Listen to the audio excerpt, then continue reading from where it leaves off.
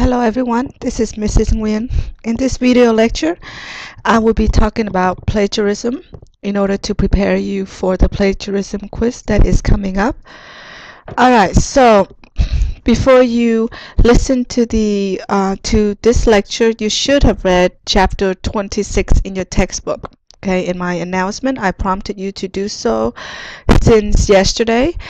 And if you have read the chapter, that's good, but still take out your textbook and have chapter 26 open and have chapter 26 open as you listen to this lecture. I have a little PowerPoint here that I'm going to present, that I'm going to base my lecture on, as well as chapter 26. So I am on page 462 in the textbook in chapter 26. So I'm going to look at so I'm going to go through the content of chapter 26 in conjunction to this PowerPoint in my lecture. So you should have at least the chapter, the textbook out as you follow this video. All right, so chapter 26 is not necessarily the first page of chapter 20, page 462 is not necessarily the first page of chapter 26, but we're just gonna start from there because 462 gives you the definition of plagiarism and the different types of plagiarism, the different ways that plagiarism can occur. But first, let's talk about this idea of academic integrity and how plagiarism is a disservice to that. Okay, if you're in school, if you're a student and you're a member of an academic institution or a specific academic community, it is very, very important that you understand and apply honesty to all of the works that you produced in an academic setting. Okay, all of this I won't go over. Okay, let me see here. All right, so what is plagiarism? Now, your textbook's definition of plagiarism is the use of someone else's words, ideas, or images, and all of these are called intellectual property. All of these are called intellectual property, and when you're using somebody else's intellectual property, regardless in what form, words, ideas, or images, you use them in a way that they appear as your own, then you plagiarized. Okay, so what that means is in your research, let's say you come across a really good source and you borrow some ideas conveyed in that source, you use it in your own essay, but you fail to give information about where that idea comes from, what source it is. You fail to acknowledge that this idea is not your own and that it comes from, or that you borrow it from this source, then you plagiarize, because what you're doing there is you're giving the impression that you came up with this idea, right? That this idea is your own intellectual property and nobody else's, and that is wrong. Okay. In the academic world, people work hard to contribute to their field of study or to their profession, right? And one of the most common ways that we share our ideas or our findings is through writing and publishing about them. That's how we share different information in the academia, right? And we do so as a way of contributing to the increasing of the knowledge in that field, with the understanding that our information out there, that the ideas that we share may be used in other people's research, and that's okay. Believe it or not, we want to be used, right? We want to be referenced in somebody else's research. It gives us, a certain sense of gratification that what a certain sense of gratification that what we're doing is worthy, is worthwhile. Okay, so we want to be referenced. Believe it or not, researchers, professors, scholars, they do want their works to be referenced, right? And when you do that, but they don't want their works to be stolen. They do not want their, you know, hard earned, hard researched, just the totality of the works produced over, of the works conceived and produced over, a certain number of years, to be so easily taken away from them, without being credited. So you, as a conscientious student in the academia, okay, you have to acknowledge each and every time you borrow a source's idea. Right? So that's what plagiarism is about. And when you don't do that, you plagiarized, right? A lot of plagiarism in the academia occur because I guess students do not quite understand how seriously intellectual ownership or intellectual property, they don't quite understand the concept of intellectual property, right? And a lot of it also has to do with how easily information can be accessed nowadays, right? And that gives people a certain sense of, a certain tendency to kind of relax, their rigor and relax their observation of conventions and rules that govern research practices, and you shouldn't do that. Okay, plagiarism is taken very seriously in higher education, right? Plagiarism can be, the ground for your expulsion from a school, right? And don't think that students are the only one. Most plagiarized works in education, in higher education, do come from students, of course, but there are professionals or scholars, who have been found to plagiarize as well. So the temptation is everywhere for everyone. Okay, no group of people is excluded. Okay, but you don't want to count yourself in as one of, these people, right? So take ownership of your writing and understand what plagiarism is so that you can avoid it. All right, so now that we know the definition of plagiarism, what it is, which is, the use of somebody else's words, ideas, or images in your own writing or in your own work without giving credit to the original source. Okay, that's pretty much the basic idea behind plagiarism. So now let's ask ourselves, what does plagiarism look like in practice? Okay, the different ways that it occurs, right, so that we can have a better understanding of how to specifically avoid plagiarizing in our writing, in our text. I'm still on page 462 in our textbook, and in my PowerPoint here, I've listed a few types of plagiarism, right?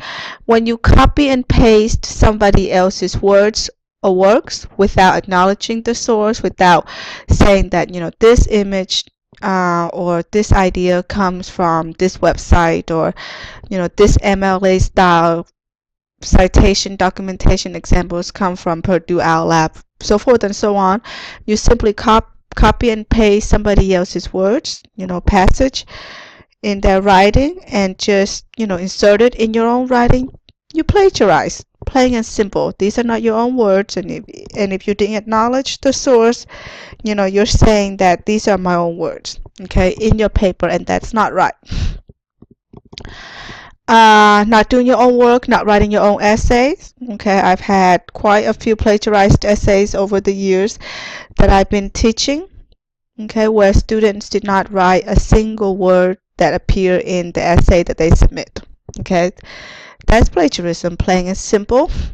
You've also plagiarized when you have someone else to write your essay for you. So even if your essay is an original essay, meaning that it didn't come, meaning that it's not a duplicate or a replica of another essay that looks exactly like it, right? Even if it's an original essay, but if you didn't write it and you pay, say, a company an essay writing service, to write your essay, or if you have your parents or your husband or your whatever, right, or a friend write the essay for you, you've also plagiarized, because it is a form of academic honesty when you submit a work that is not of your own original authorship.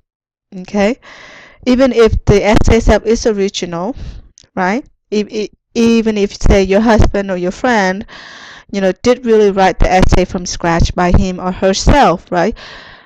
But if you submit it as if it were your own work, even though you didn't put in the work, okay, you've still plagiarized. If your essay contains plagiarized content from multiple sources, content that you take from multiple sources, from different sources, and you just kind of, uh, slap them together into some kind of organizational pattern and call it a day, then you plagiarize as well. And of course, if you don't follow the guidelines and conventions of MLA, when you use research information or source information, then you plagiarized.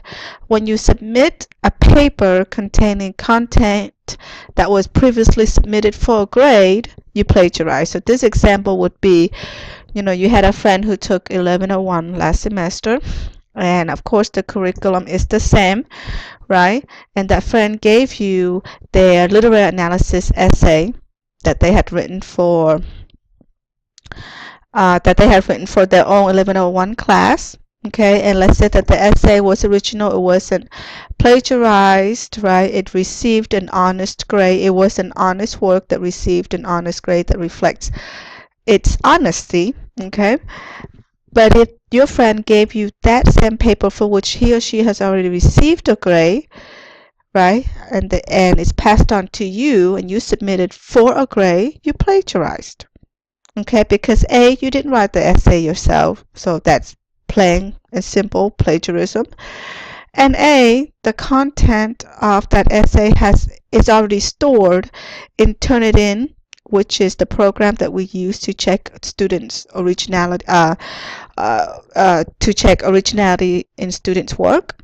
Okay, so the content's already saved, and if you submit the same essay, Turnitin will notify me, will show, this the lack of originality, or will show me that, this essay has already been submitted. Okay, so you cannot submit a paper twice for a grade if it has already received a grade. Now, if you submit a work with similar content, structured, organization, and construction as another person in class, you're also plagiarizing. So we're not talking about, similarity in word, verbatim, word for word similarity. Okay, we're also talking about similarity in content, in structure, in ideas, in organization, and in construction as another person in class. Okay, you're also plagiarizing in that case. All right, so let's look on page 462 in your textbook and see how else plagiarism can occur. It say here under what is plagiarism, it say, well, we've already gone over that, submitting a paper you didn't write yourself, obviously. Copy and paste. If you're using summaries or paraphrases or quotations without documentation, okay, that's plagiarism. And we're going to talk about, what summaries and paraphrases and quotations and documentation and what all of that means. I know that we haven't really discussed MLA style, but when we're writing research works that contain research information, we have to, of course, first and foremost, acknowledge our sources. And how we acknowledge our sources in our works that contain research information is governed by conventions that MLA style has established. Conventions and guidelines that MLA style has established. Of course, there are other styles for um,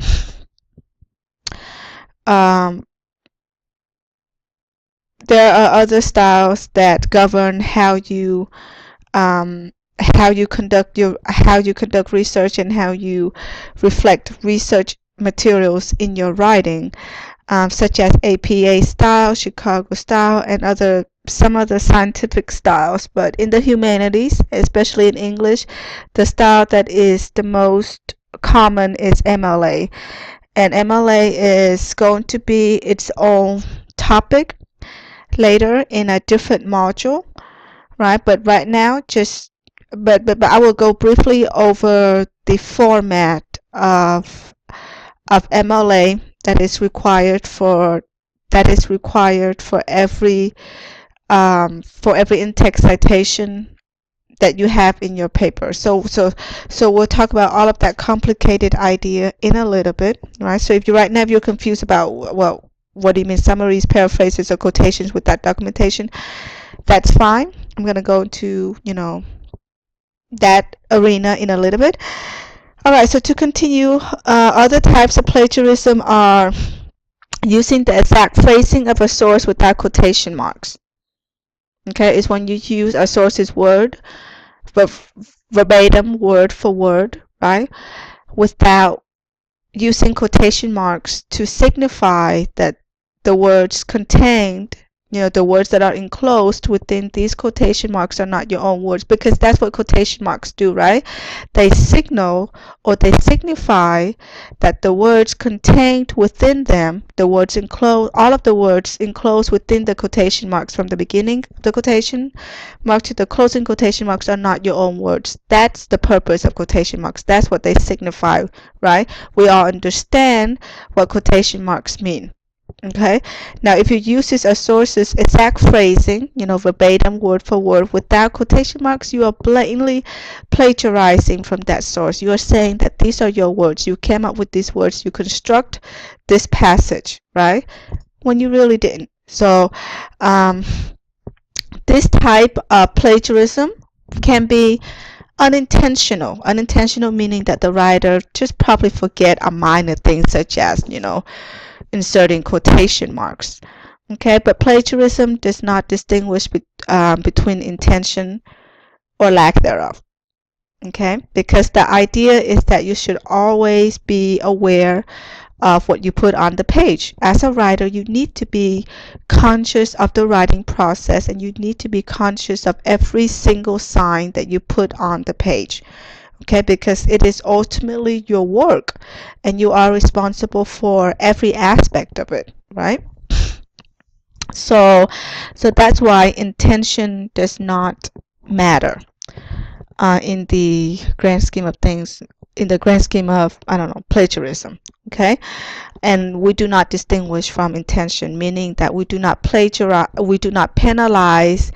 an intentionally plagiarized work less severely than we do, otherwise. All right, a work that is otherwise. All right, you're also plagiarizing when you're mixing up source material and your own ideas, failing to distinguish between the two. Okay. In your writing, the research content that make up your writing should be kept to a minimal, meaning that only 20%, well, meaning that that your research paper or your paper, should not contain more unoriginal or research information than original information. Okay, because the idea is you're writing to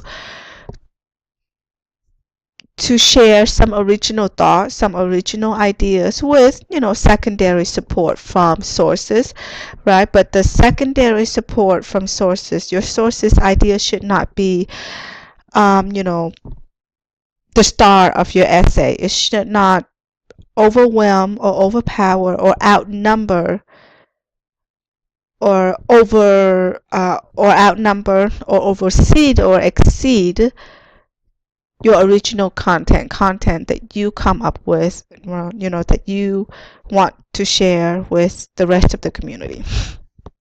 Okay, and that's what the term secondary meant. It's supposed to only serve a secondary serve the purpose of providing secondary support to what you're saying, but your main idea, your thesis, your original idea should still be the one that gets to emphasized, that gets to be emphasized and stand out. All right, so what does mixing up source material and your own ideas look like, right? And how do you fail to distinguish your ideas from your source's ideas in your paper? Well, you do this, or you appear to be doing this, but of course intention does not matter. But you do this when you fail to document and to properly quote your text. To properly quote your sources or to document your sources, right? Because the idea with documentation is that anytime you borrow or you refer to a source and some ideas in that source, right? You do not have to let your reader know. You do not have to spell it out or state that this is what you're doing, right? But your essay should follow the conventions that allow your reader to know that that's what you're doing, and the conventions is set forth by MLA. Okay, so anytime you cite a text or you refer to a text, anytime you cite an idea from a different source, right, you should document it. And in MLA, we document it with the parentheses at the end of the use of a source's idea in our paper. So normally it's at the end of a sentence in which you've described or explained or discussed the idea that you borrow from the source. So anytime you mention a source's idea in your essay, at the end of that sentence where you mention it, you should document it using the parentheses, and that element is called parenthetical citation, and in that parentheses you would put the source's author's last name as well as the page number in which this idea is discussed in the source. Okay, so the parenthetical citation is that one feature that lets us know, that is that one feature, one element of in-text documentation that lets us know when an idea is not your own, when an idea comes from the source. Okay, so that's how you distinguish your source's ideas from your own. It's by documenting each and every time you use a source's idea. All right, in your textbook on page 463, these different examples of plagiarism, or these different types of plagiarism, is discussed in more details and with examples to illustrate that type of plagiarism. So it would be worth your while to look through them, page 463, to gain a better understanding of each type of plagiarism. Alright, in my PowerPoint here, I have other types, I guess. When you're using someone else's expression word for word without quotation marks, which we've already discussed. When you're using someone else's sentence construction with minor alterations, such as replacing a word or phrases here and there. Alright, what this means is when you're using so this type of plagiarism is slightly different from the previous type, which is the exact phrasing of a source's word, is where you copy, say the entire sentence or two sentences or the entire paragraph or passage word for word from the beginning of that passage to the end of that passage, right? That's exact phrasing. That's verbatim. This type of plagiarism, you're doing the same thing, right? In that you're copying, right, or that you use the source's words, or in this case sentence construction, almost word for word, right? But you made some alterations, right? You replace a word here and a phrase there, but the rest of the content or the rest of the passage or the rest of the construction or whatever is still the same, right? But you think that you can get away with, verbatim plagiarism by thinking that, well, if I change this word here to another word, then it wouldn't be, exactly the same thing. And if over here I change this phrase to a different phrase, then it wouldn't necessarily be exactly the same thing word for word. That's still plagiarism.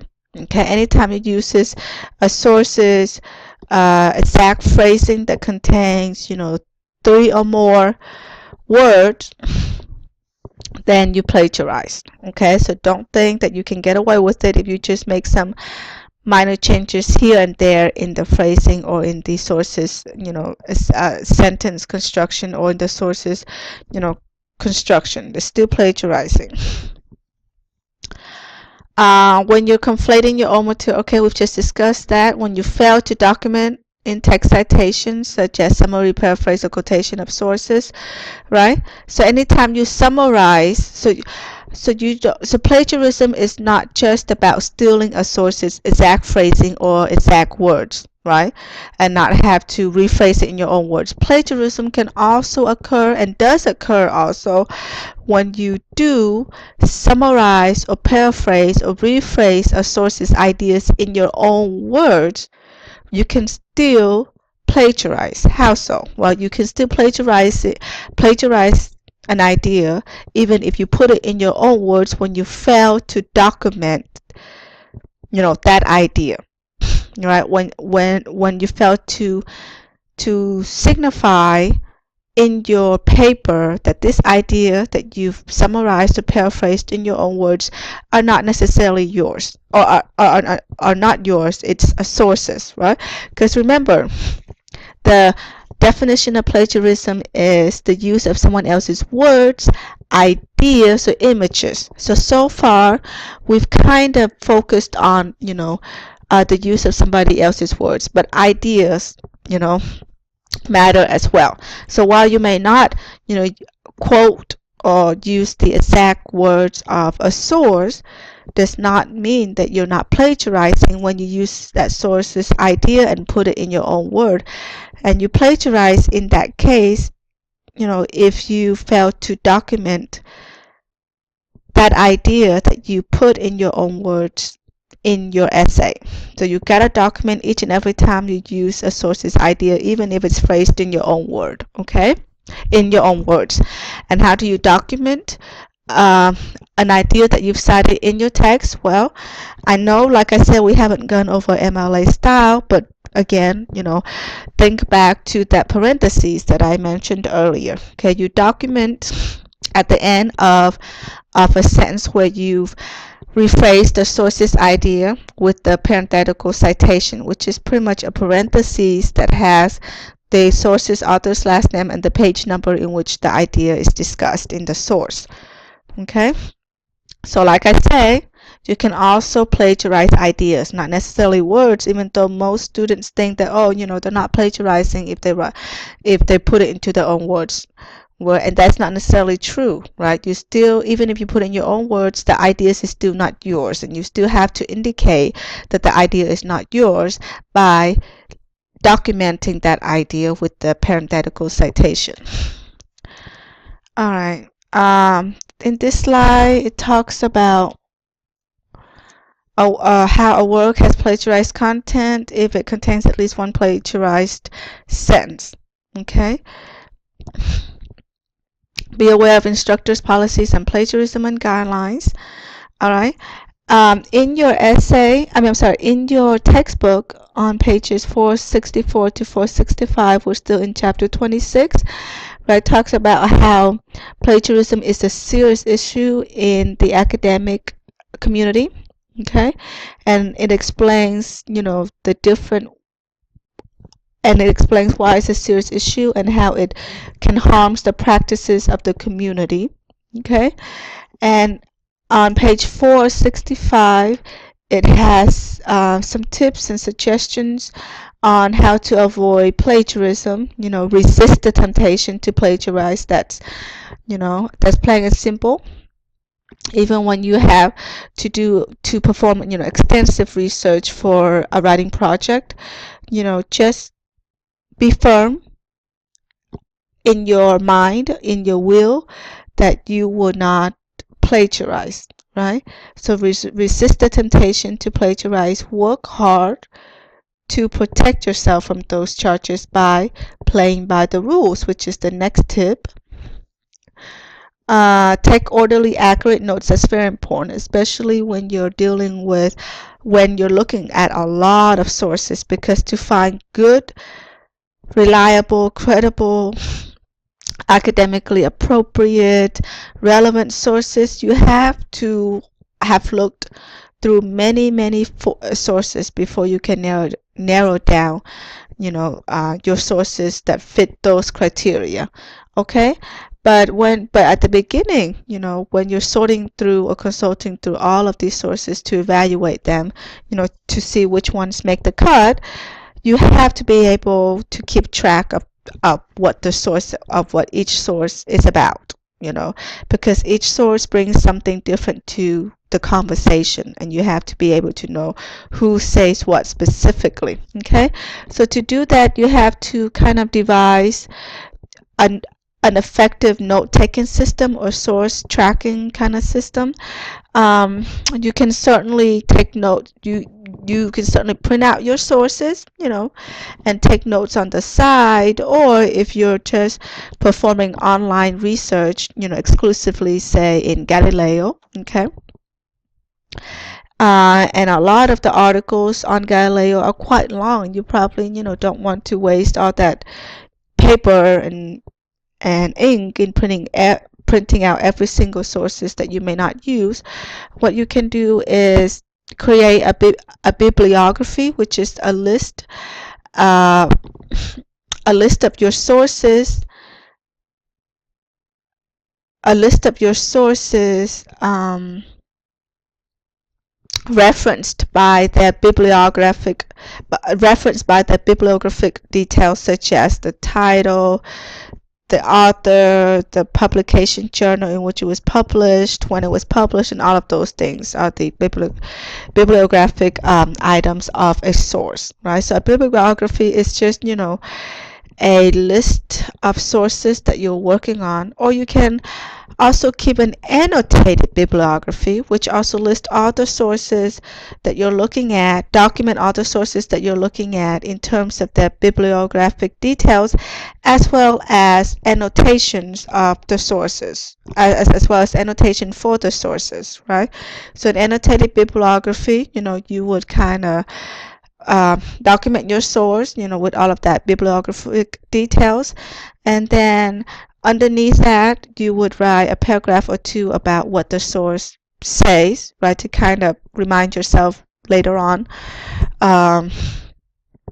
about the source. Of course, you don't have to summarize the entire thing. In your annotation, you can retain whatever information that you want to retain about. You can annotate whatever information you want to retain about that source, that you want to remember about that source specifically. It can be, a minor detail, right? Because that minor detail is found nowhere else, or that's what makes this source useful to you. Okay, then that's what you do. Or you document borrowed material. You work carefully with source material in your paper. You follow all the rules, okay, and all of that. Now, if you look here at my PowerPoint, I have some examples to illustrate some of these types of plagiarism, and these examples are pulled from Turnitin, because, as you know, here at GPTC, or in our technical colleges, we use the program Turnitin for students, for originality check of students' essays. Okay, and this is pretty much, in a nutshell, what we see as instructors, right? The detailed report of the check of the originality check, and the report gives, highlights the plagiarized areas in the students' works with a color that corresponds to the source that is plagiarized from. Okay, and these are the different sources. So in this example illustrates what plagiarized content looks like, what plagiarized content from multiple sources look like. Okay, so in these 2 paragraphs, or in this half of a page, let's say, okay, the students hardly wrote anything here. Okay, this is also an example of using sources with using sources exact phrasing or construction with minor alterations, because the words that are not highlighted are presumably words that are changed by the reader. I'm sorry, by the writer. But this is also an example of an essay that plagiarizes from multiple sources, and this is just half a page, but as you can see, the sources that are plagiarized from are from divorceeffects.com, academichelp.net, and some institution. So there are 3 different colors which identify or correspond to 3 different sources listed here. All right, so that's multiple sources, right? And the ideas or content of these sources are kind of coupled together to make up this half of a page of this student's work, and that is highly, highly unacceptable. Okay, this is an example of the type of plagiarism wherein a student submitted a paper that contains content already submitted or previously submitted for a grade, or previously submitted, for whatever reason, right? So the errors that's highlighted is from here. So as you can see, the only word that's different is sometimes, which is,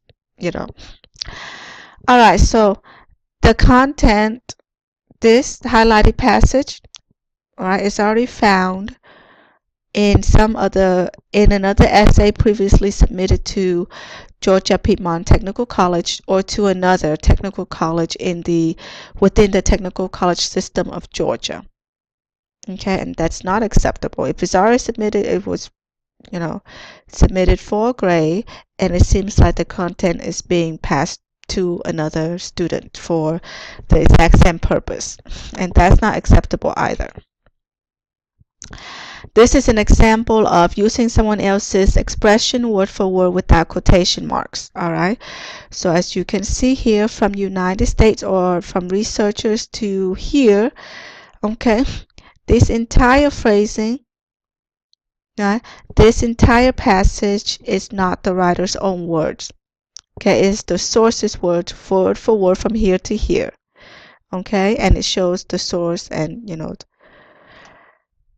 the source's expression as well here. All right, now this is a case of, well, here you should not use a source's content so liberally, because like I said, the number one of the thumb rules of composition is your words have to exceed your source's words, meaning that your quotations, the number or the extent of quotations that you can have in your essay, right, or how much you can quote from sources, should only be kept to a minimum, right? Your own original wording or phrasing, your own original construction should make up most of the essay. And by most, we don't mean more than 50%. By most, we mean at least 80 or 90%. All right, so this is a case of overusing of having the sources, the source doing most of the writing, plagiarizing, and there's no quotation marks to indicate that this is not the author's own words. But as you can see, that little parentheses that I say must come at the end of a sentence where a source's idea or words are used to indicate that this is not the writer's original work or original words or ideas. So there is an attempt to document the source here with this parenthetical citation at the end, right? But it's still not enough. You're still missing the quotation marks, and it's still plagiarism. So to safeguard yourself from charges of plagiarism, okay, you got to know, you got to indicate when you're using a source's words, and you have to document it with this, with the parenthetical citation. Okay, this is an example of failure to document in-text citations. Okay. Right, this highlighted passages, or this highlighted area is an example of an instance when the writer summarized or paraphrased a source's idea in his or her own words here. Okay, this is the writer's own words, right? But the idea that is conveyed here, that is expressed here in the writer's own words, is not the writer's own idea. It comes from research. It comes from a source. But as you can see, there's no attempt to document, there's no attempt to indicate that this idea is not the writer's own idea, because without that parenthetical citation that we just discussed, okay, that I just showed you, okay, then what it's saying is that, hey, the idea that I'm saying in here is my own. That's what the writer's saying, and that's plagiarism. This is theft of idea. All right, so it's perfectly fine, and it's recommended that you put ideas in your own words, ideas that you borrow from sources in your own words, but you have to give your sources credit, and you do that by giving by putting that parentheses at the end of the citation, right? And it's called parenthetical citation, and in it you put the author's name, last name, and the page number in which this idea is discussed.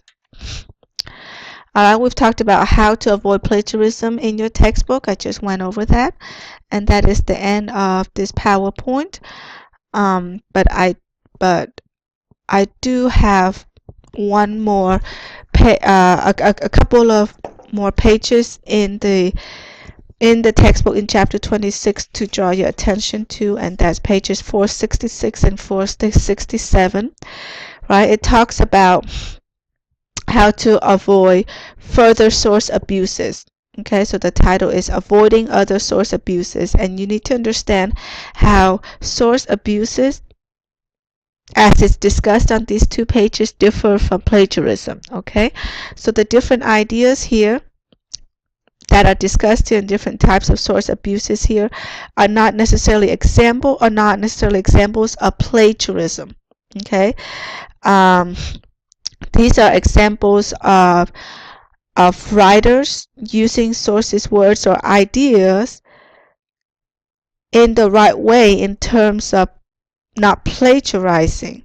Okay, but you can misuse a source without plagiarizing the source, believe it or not, and that's what these two pages are trying to convey with all of these examples. You can use a source inaccurately, right? In your quotation or your summary or your paraphrase of a source's idea, you can misparaphrase the idea, meaning that the idea that you paraphrase doesn't sound like the original idea because you misinterpreted the source's idea or what the source is saying. So that's another so that's an example of how you can misuse a source without necessarily plagiarizing the source. Or you can use a source material out of context, which is the next example. Okay. You don't want to take a source's quotation or idea, use it in your own paper, document it, give the source credit, but you don't want to use it out of context. Okay, you want to use the idea within the original context so that it can be understood in the way that the source meant for it to be understood. You can also misuse a source without plagiarizing it by overusing a source material. So do not depend too heavily on any one single source in your paper. And do not quote it extensively or quote it so frequently as the example demonstrates here on page 466. Do not plunk quotations into your paper by failing to prepare the reader for them and follow them up. Okay, so this is another type of source abuse, right? It's when, and this is something that I'm going to emphasize over and over again. Okay, anytime you use a quotation, from a source, or anytime you quote a source, make sure that you just don't simply insert the quotation into your essay or into your own writing without introducing it first, without providing the context, without preparing your reader for the quotation first. Okay? All right, so you got to contextualize it, you got to introduce it, and you got to prepare your reader for the quotation. Don't simply insert it there and think that the quotation should do all the work for you, because it doesn't. The burden of the work still falls upon you, right? So it's not simply enough to just introduce your quotation. You also have to explain your quotation afterward. Okay, you have to follow them up. Is what the is the term of the term or the exact phrasing of the textbook. You got to follow them up. You got to explain your quotation. You got to discuss it after you say it. Okay, don't simply give it and move on to another point without bothering to explain it, or to without bothering to discuss it or to explain it in a way that you want your reader to understand the quotation. Okay, because a quotation, the idea conveyed in a quotation can go in any way, right? It can be understood in any way, but of course the reason you're using that quotation means that you want it to be understood in a certain perspective, in a certain light. You want your reader to interpret the idea in a certain way, so you got to explain what that is. Okay, and that's the idea behind following up with quotations or explaining them after it is given. So keep that in mind. Using blanket citations, rely heavily on one source, failing to match in-text citations to bibliographic entries is another one. All right, and that concludes chapter 26, and that concludes plagiarism quiz. You are so again, review your textbook, the review chapter 26. Okay, take note. Hopefully you've taken note as you've listened to this lecture. And if you feel confident about your reception of this information, then you are ready to take your plagiarism quiz.